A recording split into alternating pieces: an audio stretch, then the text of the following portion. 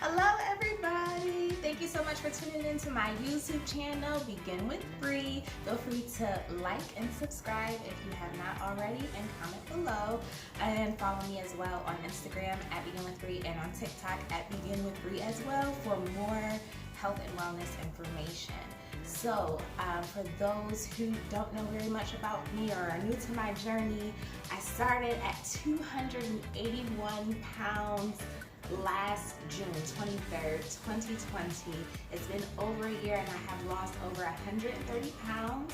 150 pounds. Woo, woo, woo, woo, woo. Hey, hey, hey. So I'm here today to just quickly discuss five myths about weight loss. So let's just get into it. All right, so one, I get a lot of questions about loose skin and like, do you have any loose skin? And I know that a common thing out there is like, the faster you lose weight, the more loose skin you will have. But I'm here to tell you, although that may be true in some situations, it is not true in every situation. Every body, literally, is different. So for me personally, I have not experienced a lot of excess loose skin. I lost the first 100 pounds in the first 6 months of my health and wellness journey. And I feel like some of that is attributed to genetics as far as loose skin is concerned. Some of it is also attributed to your age when you lose weight. And then also what you're eating and how you're exercising. So I ate a mostly plant-based diet. I limited processed foods. I'm a vegetarian. I've been a vegetarian since 2012. And I exercised immediately in my health and wellness journey and started using free weights, 5 pounds, then graduated to 10 pounds, then also ankle weights and everything as well, doing a lot of body weight workout routines, squats and lunges and planks and burpees and all these different things, and it really helps me to tighten and tone. And so I started doing that early on, probably within the first couple of months of my health and wellness journey. So please don't let that be the reason that you decide that you're not going to start your health and wellness journey, because you're like, I'd rather, be toned and have everything where it needs to be than like lose a bunch of weight and then have a lot of loose skin, and it affects my, confidence in my body image and, how I function from day to day. Definitely just trust the process, use weights early on, eat a healthy, well-balanced diet. I can't guarantee you anything, but I can say for me personally, loose skin was not an issue. Also, another thing that I hear often is like, wow, I just hate my body. I'm just so disgusted by it. I know that I really need to start a health and wellness journey. I remember when I was thinner in the past and I was so happy, and now I'm just so depressed. And I will definitely say that weight loss does not lead to happiness. Weight loss does not lead to self-love. That's something that I've learned on my journey. I needed happiness and I needed self-love in order to lose weight. So when I started my health and wellness journey, I was 281 pounds, but I loved me some me, and I still do. But yeah, I had just given birth not too long before to a beautiful baby girl, and during my pregnancy, I realized like just how amazing my body was. I felt more capable than I had ever felt before. I felt accomplished. I felt like, wow, my body carried my baby and gave birth naturally to a beautiful, healthy baby girl. My body is amazing. No, I wasn't like super excited about, being 281 pounds, wearing a size 24 jean, a size 4X top, not being able to function through life normally because of like excess weight and everything. But I loved my body. I loved my body. I loved what it had allowed me to go through. I love that it carried my daughter. And so I say, when you're starting your health and wellness journey, definitely practice, self-love. Look in the mirror and find things that you love about you, you need that. in order to treat yourself well. You're never going to eat healthy. You're never going to exercise and do it consistently and do it for the right reasons unless you love yourself. You're not going to treat yourself right when you don't love yourself. And so, yeah, so I definitely will say that the journey starts with love. It starts with love, and it starts from a place of contentment and happiness to a certain extent. And as you become healthier, and as you start having more energy, and as your mood is getting boosted by all like the exercises that you're doing, and as you're just feeling more peace at the end of the day, knowing that you made healthy eating decisions and everything like that, yeah, you're gonna feel more joy. You know, you're gonna feel more hope about life in general, and you're gonna be more excited. But weight loss does not lead to happiness. So please don't start the journey thinking that because you'll go from a size, 24 to a size 2, and you're like, what's going on? I'm still not happy. You'll never be happy with yourself until you're happy with where you are right now. So, yeah. Also, another myth is that while you're on a health and wellness journey, you have to reward yourself with a cheat day. Listen, I started my journey June 23rd, 2020. I have not had one cheat day. There were different foods from the very beginning of my journey that I said that, I would allow myself to have, but it would be in limited amounts and everything like that. But outside of what I had already agreed upon, I have not cheated throughout this journey.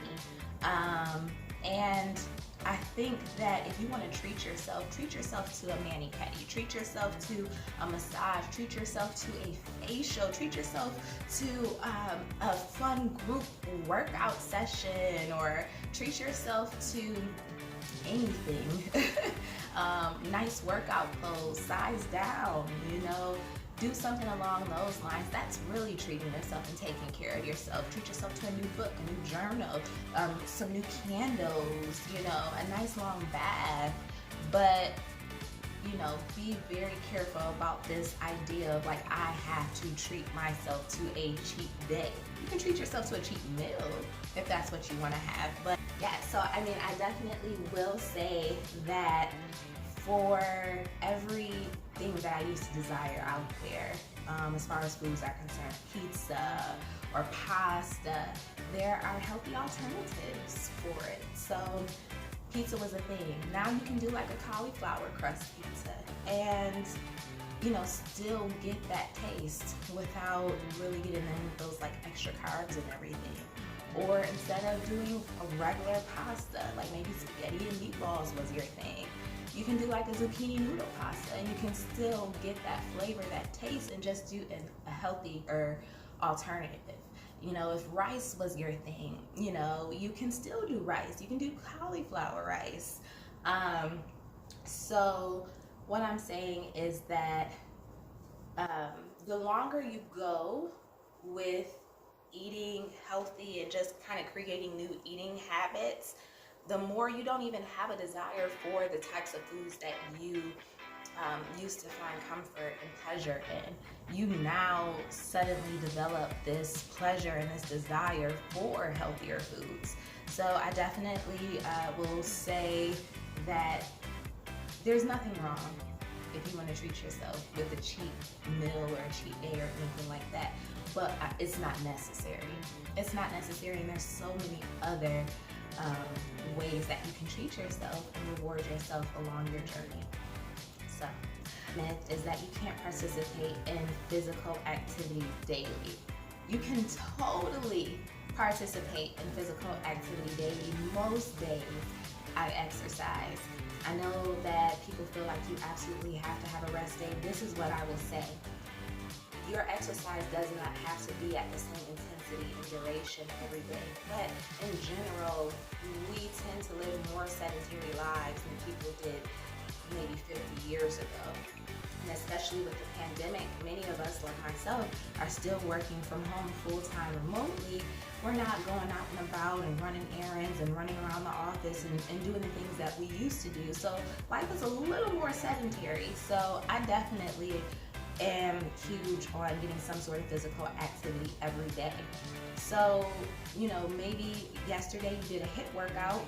Maybe today you just take a quick stroll through your neighborhood.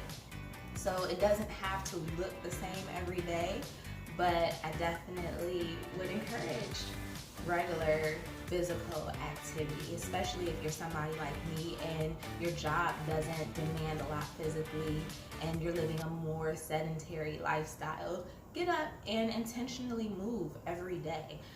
It will not hurt you. So also, a lot of people believe that in order to see results, you have to see that scale move. And this is what I will say about that. I lost 100 pounds in 6 months, and I've seen more results in the last 6 months of my journey when I've only lost a little over 30 pounds than I did with that first 100 pounds. The scale does not make all of the difference. You have non-scale victories, so definitely take measurements, definitely take a bunch of pictures and compare how your clothes fit, you know, a few months ago to how they fit now. Those are great ways to measure your success in your health and wellness journey. The scale will not always reflect the progress that you've made. So please do not get hung up on like, oh my gosh, I've been at the same number for a really long time, or I've even gained a little weight, or the numbers are coming down, but they're just coming down so slowly. Trust me when I say that sometimes you are making a lot more progress than you realize.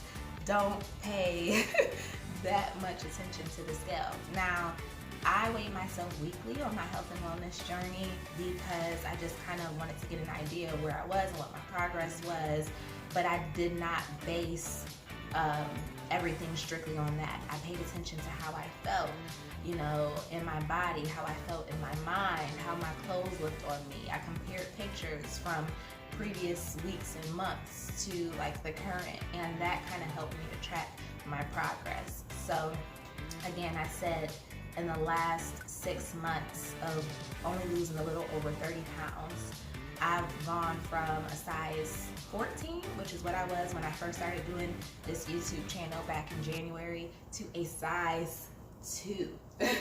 I'm a size 2, and this top is a small in juniors. And I was wearing, I believe, a large when I started this YouTube channel. And that was just 30 pounds or so. That got me from a large and a size 14 to a size 2 and a small, sometimes extra small. So definitely pay attention to your non-scale victories. They're huge. But yeah, I just wanted to get on here and encourage you. I'm so thankful for all of you guys' support and just for you just encouraging me and always like just saying such positive things in the comment section. Feel free to reach out. I always respond to comments. I always respond to DMs if I can, when I can. So thank you. Thank you again. And there will be more coming soon, so stay tuned. All right, bye.